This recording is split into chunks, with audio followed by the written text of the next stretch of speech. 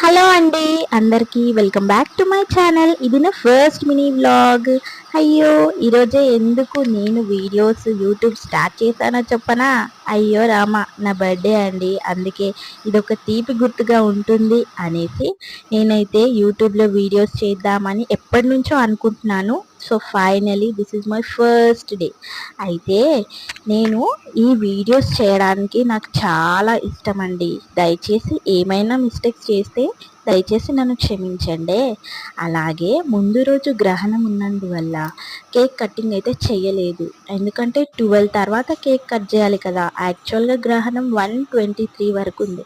అయితే ప్రతి ఇయర్ అయితే నేను ఖచ్చితంగా మిడ్ నైట్ కేక్ కట్ చేసేదాన్ని. కానీ ఈసారి మాత్రం కేక్ లేదు, ఏం లేదు. అయినా కానీ ఓకే. కాకపోతే గ్రహణం టైంలో తినొద్దు అని కూడా మేము కూడా కూల్ అయిపోయామన్నమాట. సో ఇది బ్యాడ్ లక్ అనుకోవాలా, గుడ్ లక్ అనుకోవాలా నాకైతే తెలియదు. కాకపోతే ఏంటంటే కొంచెం వెల్తీ అయితే ఉందన్నమాట.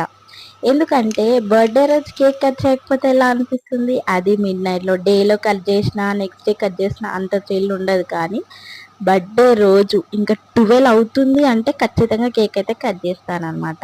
సో కేక్ గొడవ ఎందుకులే. కానీ గ్రహణం ఉన్నందువల్ల బాబుకి నెక్స్ట్ డే పాపము వాడికి మొత్తం ఇల్లు క్లీన్ చేసుకొని ఫుడ్ ప్రిపేర్ చేయడానికి చాలా టైం పట్టింది. సో వాడైతే ఫస్ట్ టైం సతాంచకుండా అన్నం అయితే గబగబా తినేసాడు. వాడికి ఎంత ఆకలేసిందో ఏమో తెలియదు. కానీ సో చూసారా వాడు ఎలా చేస్తున్నాడో.